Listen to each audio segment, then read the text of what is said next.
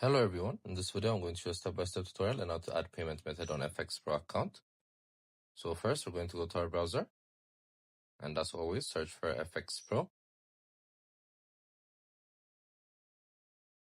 Then click on the link that pops up again. So once you're logged in, you're going to click on your account section on the top right corner.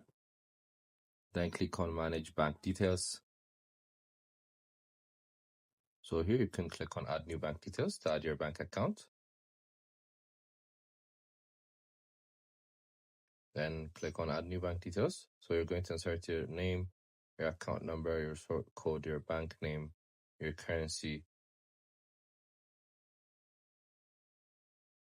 Then once you're done, you're going to click on save. So your bank account will be saved. So this is one payment method. You can access it through this. So this is how you basically do it. I hope you guys like this video. Subscribe for more, like for more, share for more. I hope to see you again. Goodbye.